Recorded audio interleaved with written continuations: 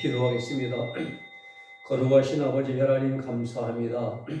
오늘 또한 이 말씀을 통하여 저희들이 큰 은혜의 시간 되게 하시고 하나님의 예정하신 뜻과 섭리를 깨달아 알 수 있는 하늘의 지혜와 총명을 저희들에게 허락하여 주시옵소서. 그리 하나님 말씀을 실천하면서 승리하며 살아갈 수 있도록 오늘도 저희와 함께하여 주옵소서. 예수님의 이름으로 기도하옵나이다. 아멘. 오늘은 3차 연단 과정을 통과하는 성도들에 대한 그런 경험을 말씀드리겠습니다. 이 3차 연단 과정, 우리가 예수님 믿고 구원받아 천국 가기까지의 과정이 큰 세 차례의 영적인 싸움을 하면서 이제 승리하고 가는 곳이 천국입니다. 이것은 이스라엘 백성들이 모형적으로 볼 때에 애굽에서 출애굽에서 나와서 바로 군대와 1차의 이제 싸움, 첫 번째 싸움이죠. 쫓기는 거죠. 1차 연단. 두 번째는 아말렉과의 싸움. 이건 2차 이기기도 하고 지기도 하고. 그리고 세 번째는 아모리, 바산, 미디안 왕의 군대들과의 싸움인데 온전히 승리했습니다. 그리고 가나안, 이제 요단 건너서 가나안 땅에 들어간다는 사실이죠. 이 3차 연단 과정은 세 번째 이제 싸움의 과정입니다. 보면 식물의 박함, 불뱀에 물리고 아모리 왕 바산 왕과의 싸움, 그리고 발락, 발람, 모압 음녀들의 유혹이 있어요. 모압 평지에 있어요. 그리고 나서 미디안 왕들과의 군대들과의 싸움을 하고 나서 이제 가나안 땅에 들어가는데, 이것은 성도들의 환경 가운데서 생활 환경 가운데서 악령들이 역사하기 때문에 나타나는 혹독한 시험 풍파들을 이제 가리켜 말합니다.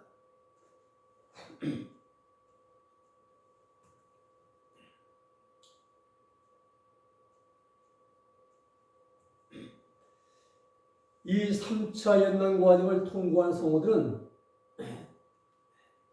영적 할례 받고 생명과를 먹게 되는 경험을 하게 됩니다. 즉 하나님의 생명이 영 속에 내주하게 되는 거죠. 그리고 죄의 법칙에서 해방되는 경험에 대한 목표를 갖고 있기 때문에 빛을 따라서 아주 용감하게 모든 역경을 해치고 승리해 나갈 수가 있습니다. 그리고 이 목표는 역경 중에 있는 성도들에게 순간순간 큰 위로와 용기와 희망이 되는 것입니다. 하나님께서 마귀들을 통해 주시는 그 역경은 성도들이 그동안 비교적 평탄한 길을 걸어왔습니다. 그런데 3차 연단과에 들어가 접어들면서부터 주위 환경 속에 마귀가 만드는 거칠고 사나운 풍파들이 점점 강해지게 됩니다. 이때 구원한 성도들은 철저한 극기생활, 그리고 절제생활이죠. 이 극기생활과 절제생활을 통해서 온전한 사랑을 실천하고 흠없는 경건 생활을 하기 위해서 최선을 다하게 됩니다.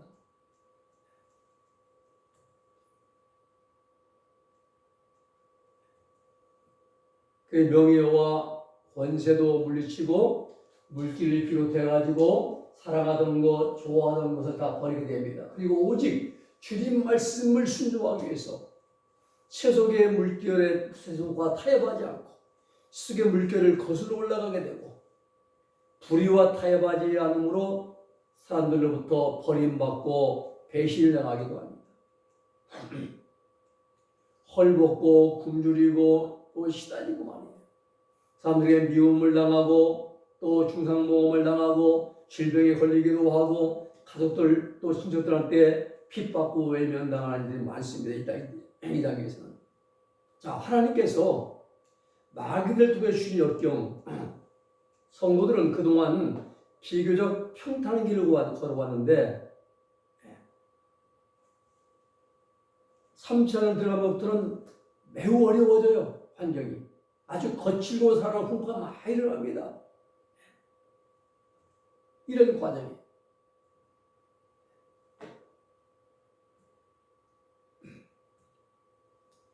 자, 하나님께서는요, 이러한 맹렬한 시련 속에서 성도들에게 남아있는 자아를 철저히 깨뜨리십니다. 이기적이고 자기 중심적인 자아를 깨뜨리시기 위해서 모든 육적 축복을 제거하지만 안 되는 거예요. 이러한 역경과 환경 가운데서 예수 그리스도의 중심적인 말과 행동을 가지고 철저하게 생활할 수 있기 때문에 강력하게 인도해 나가십니다. 이 과정은 또 모든 소유를 버리는 과정이에요. 소유. 이 소유. 누가복음 14장 33절, 마태복음 13장에 보면은 보아, 이소티온, 보아, 조에 생명학교에서 모든 소유를 파는 과정입니다. 성도들은 자기의 소유, 하나님보다 더 사랑하는 게 소유예요. 그리고 그걸 은근히 즐기는 게 영적 은행입니다. 이걸 알아야 돼요. 그래서 성도들은 자기의 모든 소유를 버려야만 주님의 온전한 제자가 될 수 있다는 사실이에요. 마태복음 19장에 말씀하신 부자 청년이 비유가 나오잖아요. 내 소유를 팔아서 가난한 자들에 나누어주고 나를 따르라. 주님의 제자. 이 소유는요, 소유에 대한 개념을 발휘해야 하는데 단순하게 물질적인 것만이 아니고 에덴 낙원에서 타락한 이후에 우리 인간의 마음을 지배하고 있는 육신의 정욕, 안목의 정욕, 또 이생의 자랑, 여기에 속한 모든 것들, 이것이 소유의 폭넓은 개념이에요.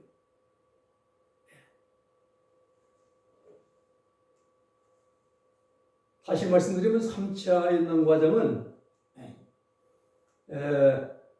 주님의 뜻, 밝은 빛을 철저하게 따르기 위해 크고 작은 모든 소유를 버리게 되는 과정이에요.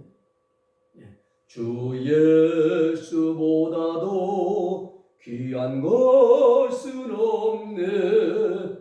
이 세상 모든 명예나 이라 시기나 권세나 뭐보다도 주님보다 귀한 게 없잖아요. 그 모든 소유, 주님보다 사랑하는 것, 예수님께서 내 마음에 더 두고 있는 것, 이거 소유라 이 말입니다. 이걸 버려야 하는 것. 그래서 성도들의 마음과 행실 가운데 조금이라도 남아있는 마귀적이고 정욕적이고 세상적인 것들, 즉 애국적인 것들을 벗어버리고 정결케 되는 과정이 바로 3차 과정입니다. 이 과정에 들어가서는 자아가 깨어지고 우리 자아가 다 깨어지고 영적인 것들과 육적인 것들이 세밀하게 분리가 되는 과정이에요. 네. 그래서 이 3차 과정은 지극히 작은 자아까지도 다 깨어지게 되고 영적인 것들과 육적인 것들이 철저하게 분리됩니다. 성도들의 자아는 1차, 2차 연단과 뒤따르는 축복 과정을 통과하면서 전빈적으로 조금씩 깨어지다가 3차 연단 과정에서 철두철미하게 깨어집니다. 온전하게 다 깨지는 거예요. 이렇게 자아가 깨어지는 광야의 훈련 과정을 점진적 성화 과정이라 이렇게 부릅니다. 점진적 성화 과정. 네. 히브리서 5장 14절 말씀 보면은 단단한 식물은 장성한 자의 것이니 저희는 지각을 사용함으로 연단을 받아 선과 악을 분별한 자들이라 했어요. 네. 연단받아서 우리가 선과 악을 어떻게 분별하면 연단받아서 성도들이 연단을 받으면서 지각을 사용해요. 알지자 깨달각자 지각을 사용하고 이 지각을 통해서 이것이 영적인 것이고 이것이 육적인 것이라고 분별하게 된다 이 말입니다.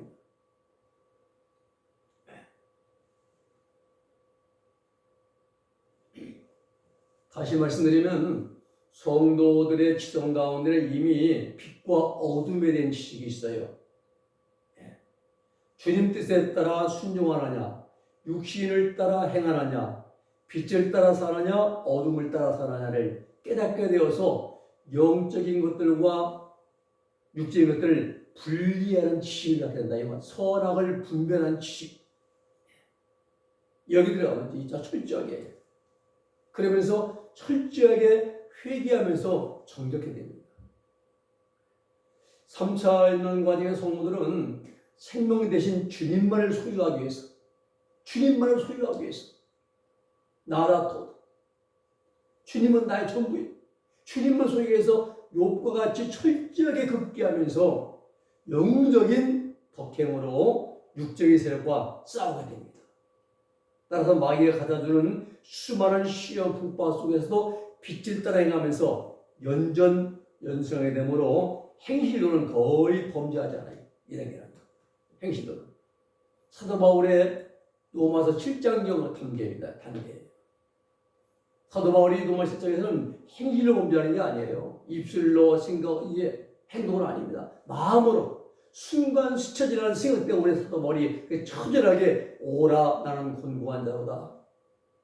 누가 날 사망을 느껴서 날 건져내냐. 처절히 탐시한 것처럼 이 마음의 순간 스쳐가는 법칙 때문에 범해놨죠.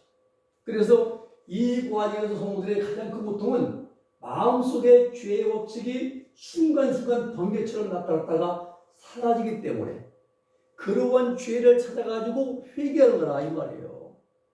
즉 사도 바울의 로마서 7장의 경험입니다. 이 3차 연단을 통과한 성도들은 거칠고 살아온 모든 환경들을 하나님이 주신 것으로 깨닫게 돼요. 불평하지 않아요. 그 속에서 철저한 연단을 받게 되는데 이때 양심의 빛이 성화된 송을처럼 대단히 달려와요.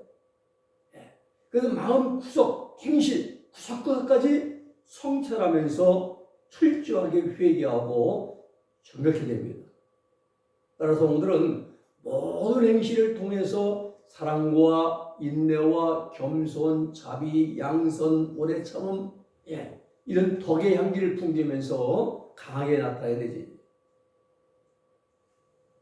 반면에 죄악성과 정욕은 실업자 같이 됩니다. 이 3차 하는 과정에서 성도들은 자기를 철저히 부인하고 오직 하나님만 의지하고 하나님만 사랑하게 됩니다. 혈육 간의 애정이나 남녀 간의 애정이나 사업으로 된 애정이나 육신에 속한 애정들과 식욕, 성욕, 물욕, 명예욕, 수변욕, 육적 욕망들에 대한 집착을 버리게 된다 이 말이에요. 버려나갑니다.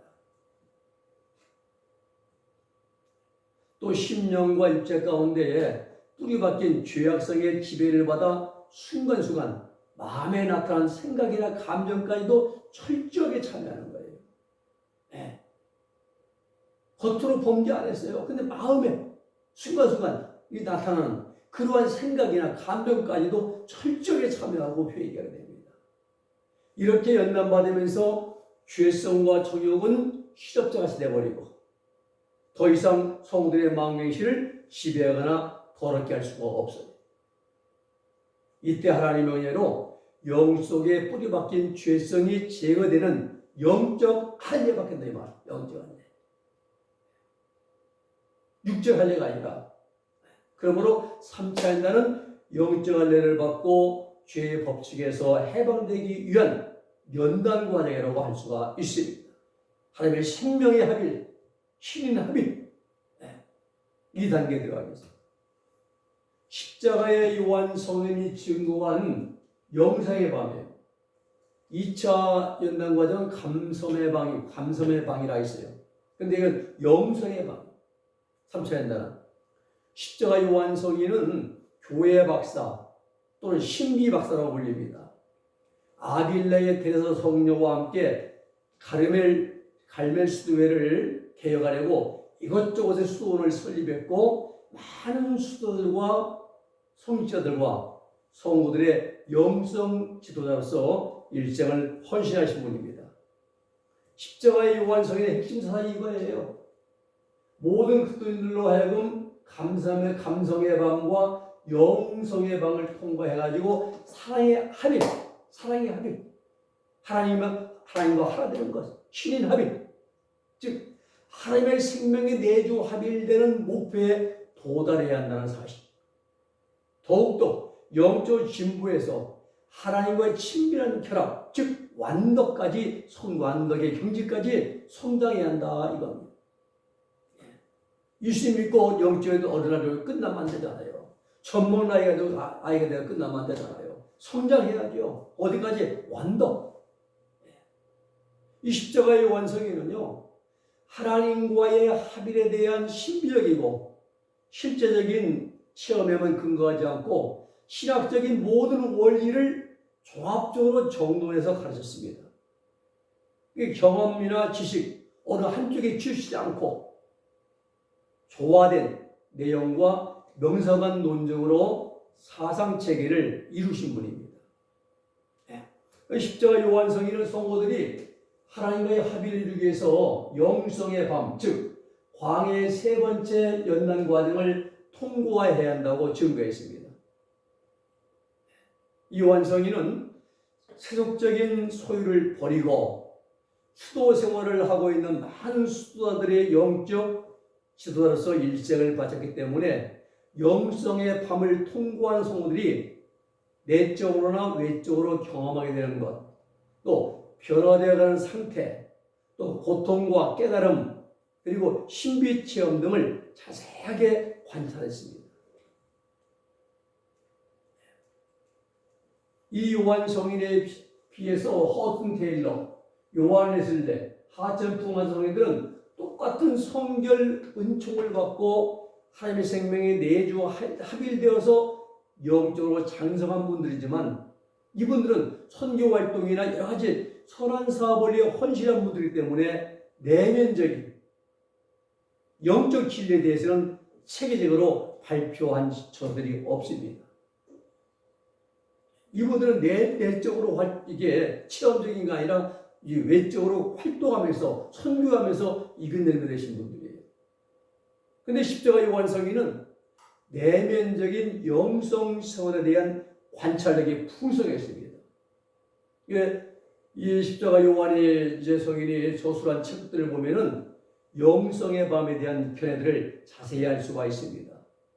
그런데 이러한 진리를 다양하고 자세하게 설명을 했지만 산발적으로 기록하기 때문에 쉽게 이해하기가 쉽지 않아요.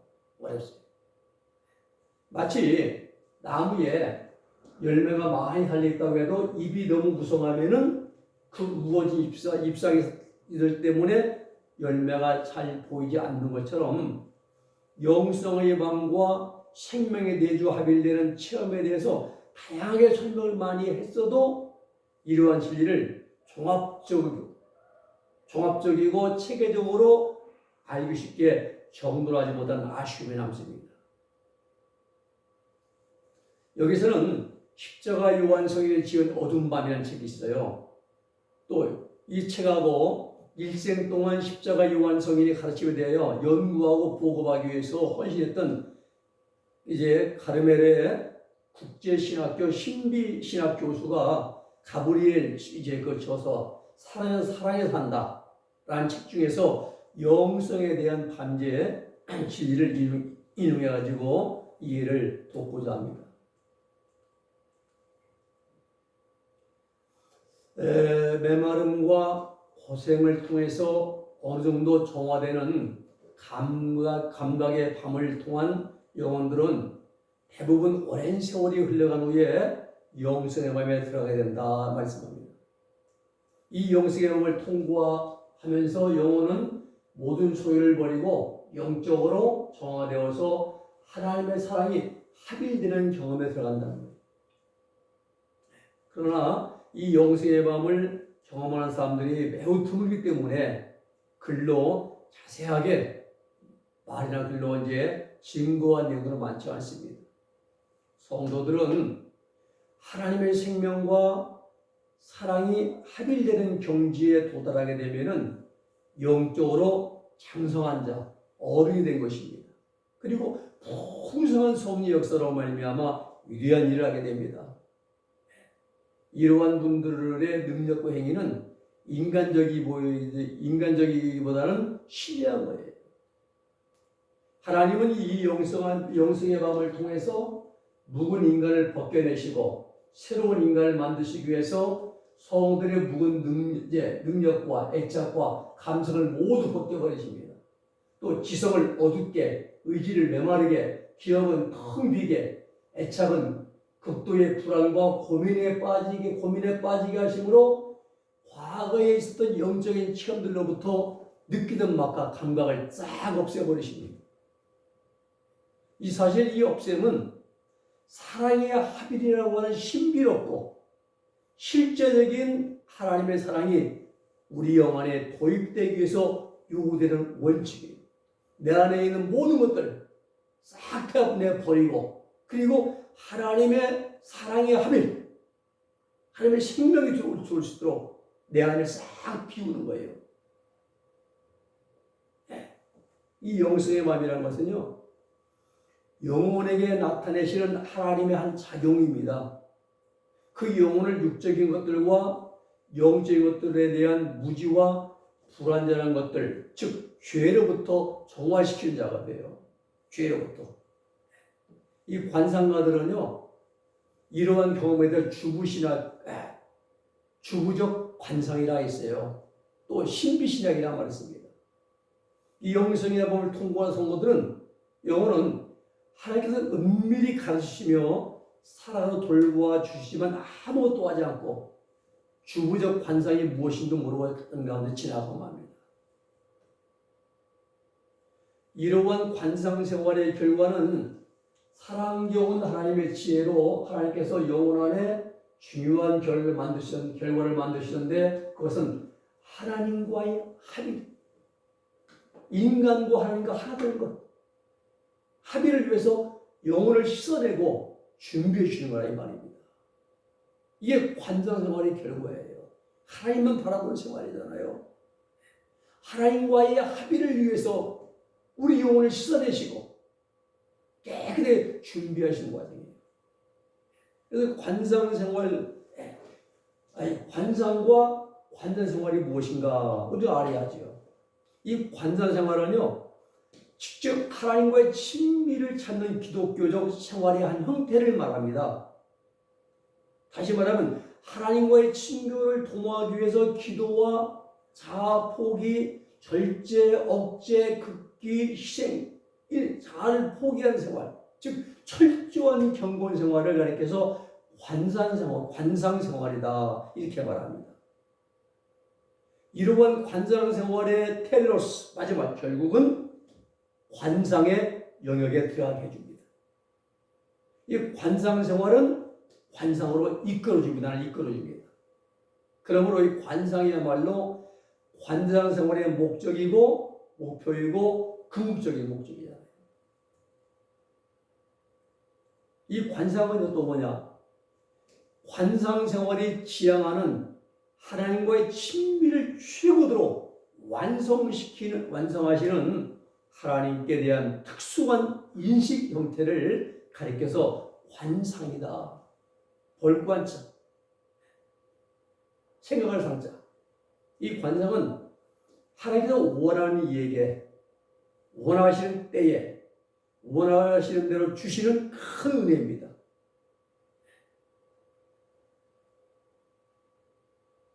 이 관상생활을 통해 나타나는 특징이 있습니다. 그것은 하나님의 빛과 지혜가 매우 밝고 맑은 반면에 그 빛을 받게 된 영혼은 어둡고 불결하다는 거예요. 그렇기 때문에 겪어야 되는 고통이 매우 큽니다. 괴로움. 한량없는 하나님의 맑고 그 밝은 빛이 영혼의 더러움을 몰아내기 위해서 영혼 가운데 비춰지게 되면은 그 영혼은 자신의 더러움과 비참함을 느끼면서 자신이 하나님께 크게 거여하고 있다는 것을 깨닫게 됩니다. 영혼은 이런 경험을 할 때마다 하나님께 버림받은 것처럼 느껴지는 거예요. 그래서 참을 수 없는 견딜 수 없는 슬픔과 괴로움을 더하게 되는 것이죠. 자기 더러움을 보면 볼수록 말입니다. 사실은 이 과정을 통과한 성도들의 영혼이 가장 심하게 아픔을 겪게 되는 것은 하나님께서 자신의 부끄러운 문제점들 때문에 자기를 미워해서 깜깜한 어두움과 절망 속에 내어버리셨다는 심각한 생각과 느낌으로 인한 고통이에요. 이러한 경험보다 더 크고 더 슬픈 영혼의 고통은 없어요. 하나님께 버림받은 같은 그런 고통이에요. 정화의 밤이 영혼을 조일 때마다 죽음의 그림자와 비탄 그리고 지옥의 고통을 아주 생생하게 경험하게 되는데 하나님이 나와 함께 하시지 않는다는 것을 뼈저리게 느끼기 때문에 영혼의 고통이 극심합니다. 이 과정에서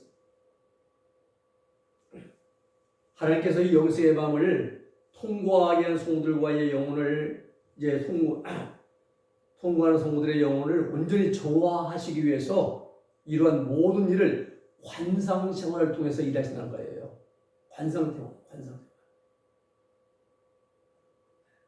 이 관상 생활 가운데에 성도의 영혼은 육신적인 도움과 지적인 것들이 모두가 끊어집니다. 없어집니다. 마치 공중에 매달려서 숨을 못 쉬지 못하고 있는 것처럼 큰 고통을 당하게 됩니다. 그 가운데서 토시램프로 말입니다. 쇠붙이의 녹을 태워버리듯이 가장 깊은 곳에 지녀오던 애집과 몹쓸 버릇들, 즉 악습들을 모조리 없애버리고 말끔히 비우게 하심으로써 영혼을 정화시키십니다. 이와 같이 애집이나 악습이 영혼의 깊은 곳에 뿌리를 내리고 있으므로 영혼은 육신적인 것이나 영성적인 빈곤이나 공허 외에도 심한 불안과 내적인 고민을 겪게 되거든요. 이러한 영혼의 중심에 자리 잡고 있는 애집의 녹을 다 떨쳐버리고 씻어내버리고 정결케 해내면 철저한 자기 부정과 자기 말살이 필요한 것입니다. 이러한 경험은요, 영혼이 검소하고 유순하게 되어서 온전히 정화되기까지 겪는 고통이므로 하나님의 영과 하나가 될 만큼 영혼이 가늘고 얇고 순수해지기까지 합니다. 이 연단 기간은요, 이 과정을 통과하는 기간은 사랑의 합의를 체험하도록 하실 때까지인데 정도에 따라 다르고 정화의 강약과 시간의 장단에 따라서 차이가 있습니다. 자, 그럼 하나님께서 왜 이런 일을 이끌어 하시느냐 이겁니다. 오직 영혼이 당신을 위해서 일체의 낙을 멀리하고 버림으로써 하나님의 세찬 사랑의 합의를 받을 만한 자격을 얻게 하시기 위해서예요. 그러니까 하나님께서 우리 안에 영으로 스님으로 들어오셔서 우리와 하나 되시려고, 그날에는 너희가 내 안에 내가 너희 안에 아버지가 내 안에 있는 것을 알리라. 사도들에게 말입니다. 그날 오순절날 12사도에 주신 말씀이에요. 500 정도가 아닙니다. 12사도에게만, 12사도들이 예수님을 십자가에서 잃어버릴 때 얼마나 고통이 심합니까? 자아가 다 깨어지는 거죠. 하나님은 우리 안에 영으로 생명으로 두어서 우리와 하나 합의를 이루시려고 이러한 정화하는 방법을 통해서 합의를 주시는 겁니다. 하나님의 생명을 주시려고. 그래서 이 영생의 밤은 직접적으로 하나님과의 합의를 되는 날을 준비하는 과정이 영생의 밤입니다. 내 속에 있는 다 더러운 걸 다 이제 내버리는 겁니다. 그 내 안을 깨끗하게 정화시켜요. 그리고 그곳에 가장 귀한 이소티온 하나님의 보배, 하나님의 생명조에 하나님의 생명이 우리 안에 들어와서 하나 신인 합의의 경지. 이 과정을 준비하는 것이 영생의 밤이다 이 말입니다. 이 무서운 밤을 통해서 하나님께서는 영혼을 겸손의 덕으로 튼튼하게 우리를 만들어 가십니다.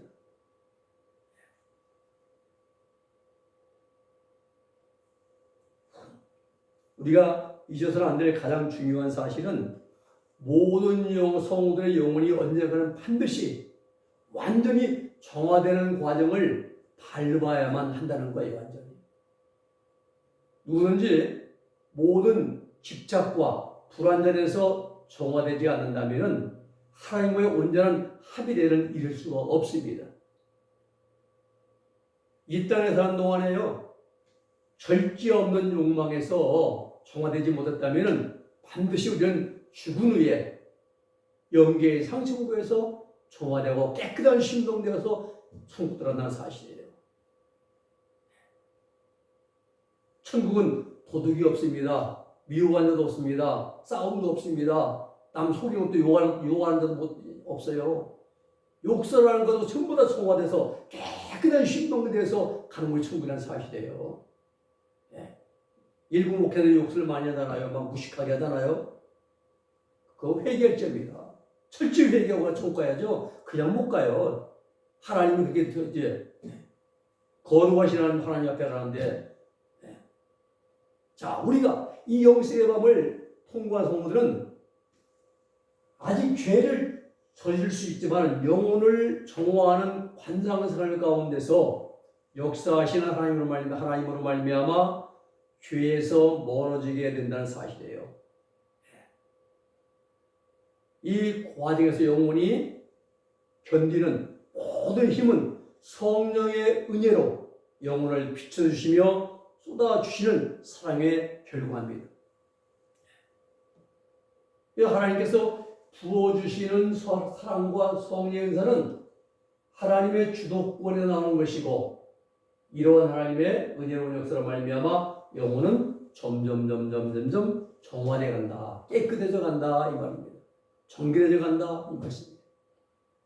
정화된 영혼은요, 하나님을 향한 경외심과 뜨거운 사랑이 생깁니다. 차라리 1000번 죽을지라도 하나님을 거역하지 않겠다는 결심하게 됩니다. 죽으면 죽으리라. 또한 강박적으로 낙담을 하며 절망에까지 이제 끌려가는 듯하다 하면서도 죄를 짓는 위험에서는 아주 등지고 있음을 우리가 알게 됩니다. 그래서 성도들은 영성의 밤을 통과하면서 행실이 정확히 되고 마음이 순수하게 되어서 하나님의 뜻을 아무것도 거스르지 않게 되면은 이때부터 하나님의 빛이 폭포처럼 흘러들어옵니다. 십자가의 요한석이는 그의 저서 중에서요, 이러한 체험에 대하여 이르기를, 하나님은 태양빛이 문만 열면 기다렸다는 듯이 곧장 들어오는 것처럼 깨끗이 닦여진 영혼 안에 들어오셔서 큰 은사를 채워주십니다. 이렇게 하나님께서는 태양처럼 당신을 모든 성도들에게 주시려고 항상 기다리십니다. 그러므로 성도들은 완전한 자아 포기로서 영혼의 문을 열지 않으면 안 됩니다. 그렇게 되면은 하나님께서는 문을 이제 성도들의 영혼 가운데 흘러 들어오셔서 모든 것을 새롭게 변화시킬 것입니다. 이렇게 살아야 산다. 그 책에 십자가 요한성경에 이제 그 경험이 기록되어 있습니다. 모든 성도의 하나님은 이런 은사를 주시려고 하는 거예요. 생명의 은사죠. 생명의 합의 은사입니다. 그런데 우리가 그러기 먼저 나를 피워야 됩니다. 나를 다 버려야 됩니다. 더러운 걸 닦아야 됩니다. 그런데 그곳에 하나님의 생명이 폭포처럼 밀려온다는 거예요. 이러한 경험을 하고 토마스 국무사님은 생명수 바람이 폭포수 같이 이 말을 통해서 들어온다 했어요. 중국 내륙 선교의 창시자인 허슨 테일러는 양자물이 하나님의 사랑의 공이 이렇게 막 힘차게 밀려온다는 거예요. 예수님은 요한복음 7장에서 누구든지 목마르면 내게로 와서 마시라. 그러면 그 생수의 강이 그 배에서 흘러넘치라. 이마로 하나님의 생명이 유입되어서 단전으로 와서 배꼽에서부터 온몸 마디마디까지 손끝 발끝 손까지 하나님의 신비한 능력이 역사를 나타나는데 그게 바로 그 내 배에서 생수양이 흘러넘치라 이 말씀하신 거예요. 밑도 끝도 없는 끝도 없는 말씀이 아니라 정확하게 우리 예수님은 이러한 사실들을 우리에게 말씀해 주셨고 이러한 체험하신 분들이 바로 이런 십자가 요한성기를 봅니다. 오늘 여기까지 하고 다음 시간에는 할례산 할례받고 가나안 땅 정복하고 이 과정을 우리가 살피도록 하겠습니다. 기도하겠습니다. 거룩하신 아버지 하나님 감사합니다. 삼치 않는 과정에 따른 아버지의 과정을 살폈습니다. 하나님 아버지 우리 속을 비우고 우리 내면에 있는 것 모든 걸 다 자아중심적인 걸 다 내어버리고 그리고 하나님의 생명에 들어오시려고 준비하시는 과정이 삼차는 과정에서 우리에게 알게 하심을 감사합니다. 내면에 스쳐지는 죄까지도 철저하게 회개하면서 빛 가운데 아버지 깨어 준비하면서 하나님에게 생명으로 하나 되는 그러한 아버지 사실 목표를 두고 우리 신앙생활을 이루가게 하여 주시옵소서. 예수님의 이름으로 기도 올려옵나이다. 아멘.